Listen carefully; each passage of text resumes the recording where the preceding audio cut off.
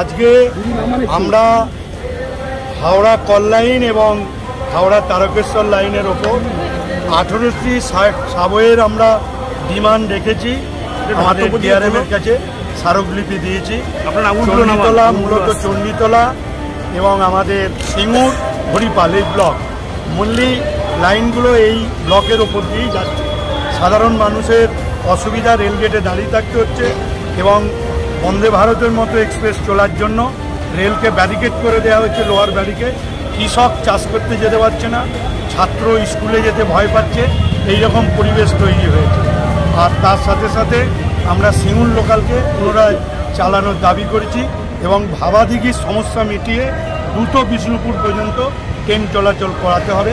এই দাবি নিয়ে আমরা যে স্মারকলিপি দিলাম, ডিআরএম সাহেব আশ্বস্ত করেছেন। উনি বলেছেন আমি যতটা সম্ভব সহযোগিতার মধ্য দিয়ে আমার ঊর্ধ্বতন কর্তৃপক্ষকে বিষয়টা আমরা বোঝাবার চেষ্টা করব।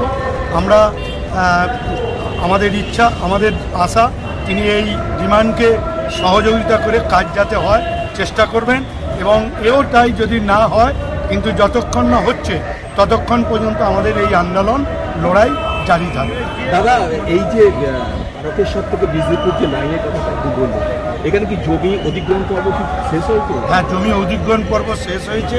80% মানুষ জমি নিয়ে নিয়েছে, জমির চেক নিয়ে নিয়েছে এবং এটা ইচ্ছাকৃতভাবে এটা একটা রাজনীতি করার জন্য এটা করা হচ্ছে। তার কারণ যেহেতু এ রাজ্যের মুখ্যমন্ত্রী তৎকালীন রেলমন্ত্রী থাকাকালে তিনি এটা স্যাংশন করেছিলেন, তাই এটা চালু করলে হয়তো তার নামটাই আগে এসে যাবে। এই জন্য চালু করতে কেন্দ্রের রেলমন্ত্রক তারা দেরি করছে।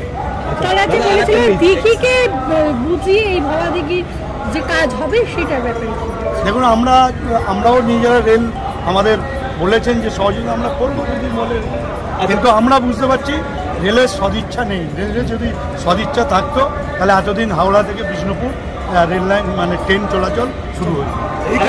টাইম কিরকম কি চাইছে? সামনেই তো রেল বাজেট, আপনারা কি মনে করছেন বা আপনাদের যারা এমপি আছে তাদেরকে দিয়ে এই বাজেটে যাতে টাকা অ্যালোকেশন হয় সে ব্যাপারে কিছু আলোকপাত করবে? দেখুন, এ রাজ্যে 2014 সাল থেকে বিভিন্ন প্রকল্পে 27 টাকা, 125 টাকা বাজেট দেওয়া হয় প্রকল্পগুলো।